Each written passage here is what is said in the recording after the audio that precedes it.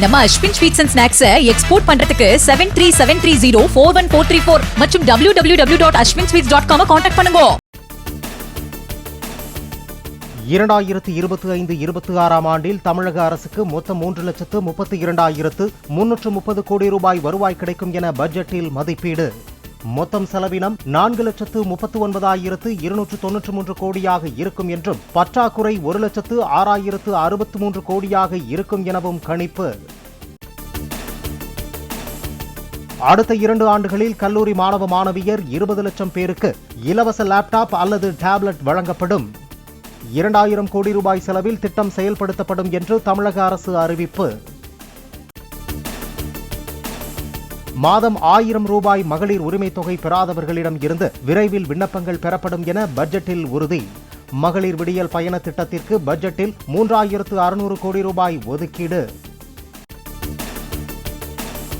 வரும் நிதியாண்டில் 10,000 புதிய மகளிர் சுய உதவிக்குழுக்கள் அமைக்கப்படும் என அமைச்சர் தங்கம் தென்னரசு உறுதி. ரூபாய் 37,000 கோடி கடன் வழங்க இலக்கு நிர்ணயம் என்றும் அறிவிப்பு. தமிழகத்தில் 2 புனல் மின் நிலையங்கள் அமைக்க 11,721 கோடி ரூபாய் ஒதுக்கீடு. வெள்ளிமலை, ஆழியாறு பகுதிகளில் புதிய புனல் மின் நிலையங்கள் அமைகிறது. ராமநாதபுரம் மாவட்டம் ராமேஸ்வரத்தில் புதிய விமான நிலையம் அமைக்கப்படும். விமான நிலையங்கள் விரிவாக்கத்திற்காக 2,938 கோடி ரூபாய் ஒதுக்கீடு. 3,500 கோடி ரூபாயில் 1 லட்சம் கலைஞர் கான்கிரீட் வீடுகள் கட்டப்படும். ஊரக பகுதிகளில் முதற்கட்டமாக 25,000 புதிய வீடுகள் கட்ட 600 கோடி ரூபாய் நிதி ஒதுக்கீடு. கருப்பை வாய் புற்றுநோயை தடுக்க 14 வயது சிறுமிகள் அனைவருக்கும் தடுப்பூசி திட்டம். 36 கோடி ரூபாய் நிதி ஒதுக்கீடு செய்யப்பட்டு பட்ஜெட்டில் அறிவிப்பு. மதுரை, கடலூரில் காலனி தொழிற்சாலைகள் அமைக்க 250 கோடி ரூபாய் பட்ஜெட்டில் ஒதுக்கீடு. புதுக்கோட்டை மாவட்டத்தில் 200 ஏக்கரில் புதிய தொழிற்பூங்கா அமைக்கப்படும் என்றும் அறிவிப்பு. தமிழ்நாடு முழுவதும் 10 இடங்களில் புதிய கலை மற்றும் அறிவியல் கல்லூரிகள் தொடங்கப்படும்.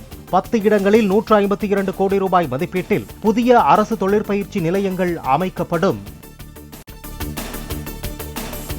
பட்ஜெட்டில் நகராட்சி நிர்வாகத்துறைக்கு 26,678 கோடி ரூபாய் ஒதுக்கீடு. 7 மாவட்டங்களில் புதிய கூட்டு குடிநீர் திட்டங்களுக்காக 6,668 கோடி ரூபாய் ஒதுக்கியது தமிழக அரசு. ஓசூரில் 400 கோடி ரூபாய் மதிப்பீட்டில் டைடல் பூங்கா மற்றும் அறிவுசார் பெருவழித்தடம் அமைக்கப்படும். விருதுநகரில் 6,000 பேர் வேலைவாய்ப்பு பெறும் வகையில் மினி டைடல் பூங்கா உருவாக்கப்படும். சென்னை விமான நிலையம் முதல் கிளாம்பாக்கம் வரை மெட்ரோ ரயில் வழித்தடத்தை நீட்டிக்க 9,335 கோடி ரூபாய் பட்ஜெட்டில் ஒதுக்கீடு.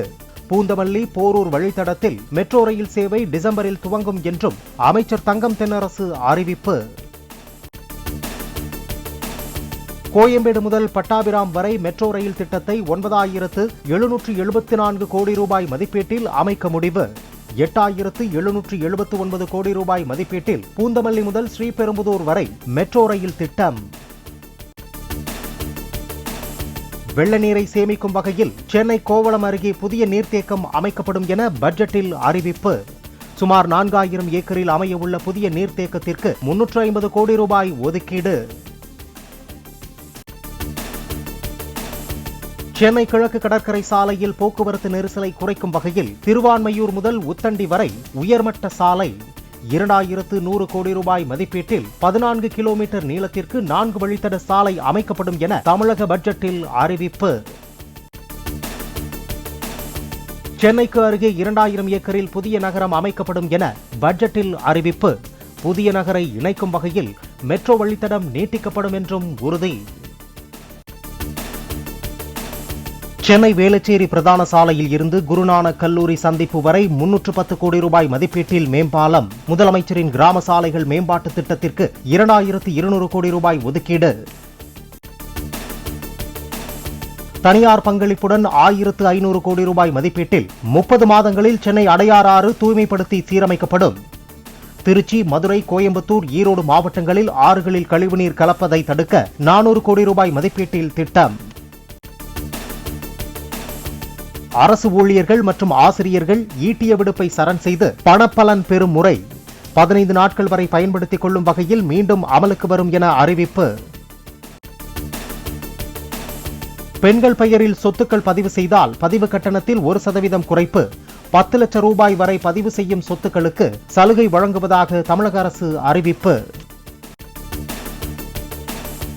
பெற்றோரை இழந்த 50,000 குழந்தைகளுக்கு தமிழக அரசு நிதி உதவி. 18 வயது வரை மாதந்தோறும் 2,000 ரூபாய் வழங்கப்படும் என தமிழக பட்ஜெட்டில் அறிவிப்பு.